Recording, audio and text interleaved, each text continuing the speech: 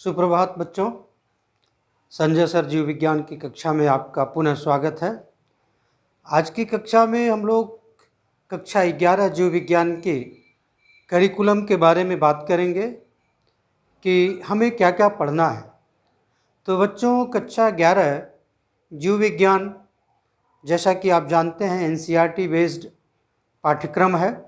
इसमें हम लोग या जो हमारी किताब है उसमें कई भागों में या कई यूनिट्स में इसको बांटा गया है। तो जो पहली यूनिट है उसमें है जीवधारियों से परिचय, या आप इसको कह सकते हैं वर्ग की या टैक्सोनॉमी, जिसके अंतर्गत हम पादपों के विभिन्न प्रकार के पादपों और जंतुओं के बारे में पढ़ेंगे। इसके दूसरे भाग में अर्थात दूसरे यूनिट में हमें जो है आकारिकी के बारे में पढ़ना है, जंतुओं तथा पादपों के मॉर्फोलॉजी के बारे में पढ़ना है। और फिर इसका जो तीसरा भाग है उसमें जंतुओं तथा पादपों के औतकी या उत्तकी जिसे आप कहते हैं अर्थात हिस्टोलॉजी के बारे में पढ़ना है हमको। तदुपरांत हमको साइटोलॉजी के बारे में पढ़ना है, कोशिका विज्ञान के बारे में पढ़ना है।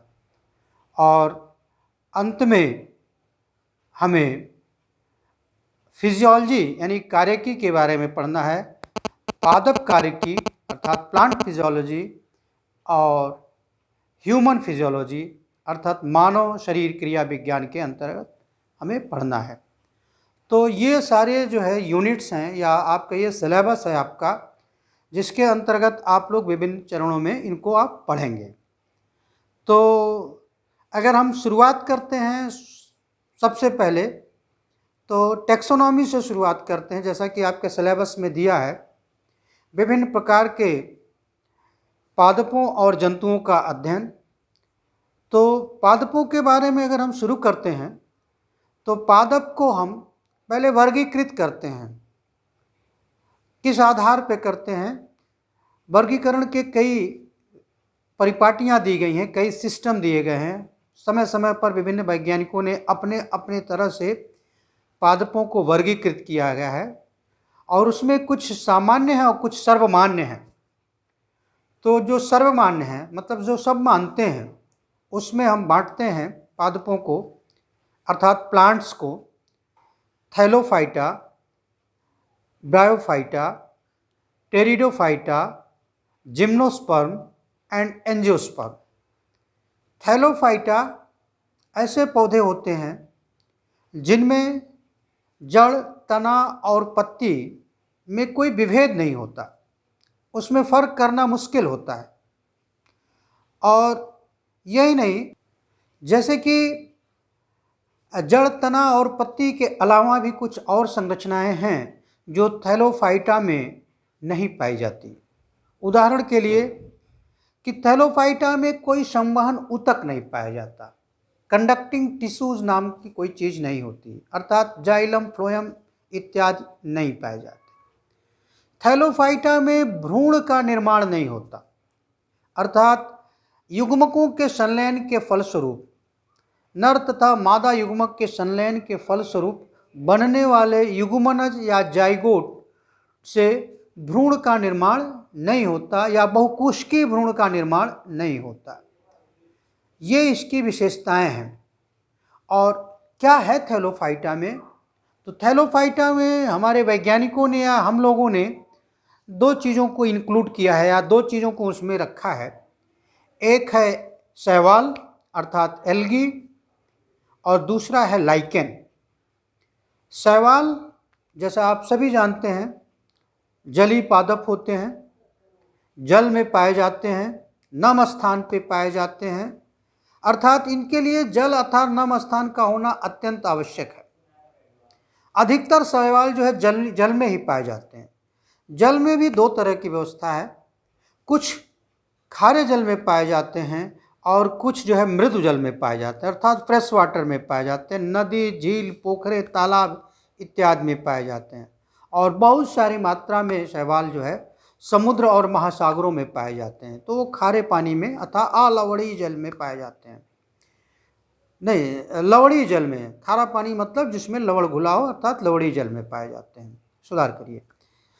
तो शैवालों को फिर जो है बांटा गया है वर्गीकरण के हिसाब से, वैज्ञानिकों ने उनको बांटा है।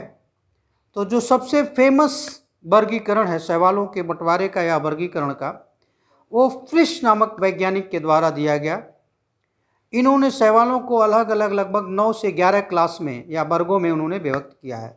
लेकिन आपके कोर्स में इसको 3 या 4 भागों में ही बांट करके पढ़ा गया है, जैसे हरी शैवाल, भूरी शैवाल, लाल शैवाल। तो यह समझिए कि केवल 3 भागों में बांट दिया गया, green algae, brown algae and red algae. होते तो और बहुत सारे ज़्यादा हैं, जब आप आगे की कक्षाओं में जाएंगे तो इनको आप पढ़ेंगे। फिर आता है लाइकेंस। शैवालों के अलावा एक अन्य पादप भी इसमें पाया जाता है जिसको लाइकेंस कहते हैं। लाइकेंस वास्तव में शैवाल और कवक से मिलकर बने होते हैं, अर्थात इसमें शैवाल भी होता है और कवक भी होता है, 2 पार्टनर होते हैं और दोनों एक दूसरे को बेनिफिट देते हैं, दोनों एक दूसरे को लाभ देते हैं। शैवाल प्रकाश संश्लेषण का कार्य करता है और जो कवक भाग है उसका, वो नमी को सोखने का काम करता है, मॉइस्चर को एब्जॉर्ब करने का काम करता है और अटैचमेंट देता है, चिपकने के लिए किसी सरफेस पे उसको चिपकाने का काम करता है। तो इस तरह से शैवालों के लिए भी उपलब्ध हो जाता है खनिज, जल और चिपकाने का व्यवस्था। बदले में शैवाल उसको क्या देते हैं, कवक को या कवक पार्टनर को क्या देते हैं, वो उसको फोटोसिंथेट्स जो प्रकाश संश्लेषण में बनाते हैं कार्बोहाइड्रेट्स, वो उनको दे देते हैं। तो इस तरह से lichen is an association of symbiosis या सिम्बियोटिक एसोसिएशन है, एक सहजीविता का उदाहरण है जिसमें 2 जीव साथ साथ रहते हैं अस्थायी रूप से और एक दूसरे को लाभ पहुंचाते हैं। लाइकेन भी जो है संरचना के हिसाब से 3 प्रकार करके वैज्ञानिकों ने उनको 3 प्रकार में बांटा है। जैसे एक वो लाइकेन होते हैं जो बहुत साधारण होते हैं, जिनको हम फोलियोज लाइकेन कहते हैं। फोलियोज का मतलब पत्ती की तरह होते हैं, बिल्कुल लीफ लाइक। दूसरे होते हैं क्रस्टोज, जो थोड़ा सा उससे ज़्यादा एडवांस होते हैं, क्रस्ट की तरह से, पपड़ी की तरह से, उनको हम क्रस्टोज कहते हैं। फिर तीसरा जो होता है वो होता है फ्रूटिकोज। फ्रूटिकोज और ज़्यादा विकसित होते हैं, वो झाड़ी के समान या कह सकते हैं किसी सरफेस पे, किसी टहनी पे चिपके हुए, जैसे झाड़ियाँ होती हैं, पतली पतली लताएँ होती हैं, उस तरह से होते हैं। तो लाइकेन की 3 कैटेगरी हो गई, आप क्रस्टोज, फोलियोज और फ्रूटिकोज। तो यह वर्गीकरण जो था ये थैलोफाइटा का था। आगे हम अगर चलेंगे तो हम ब्रायोफाइटा के बारे में पढ़ेंगे, उसको हम अगली कक्षा में पढ़ेंगे। तब तक के लिए धन्यवाद।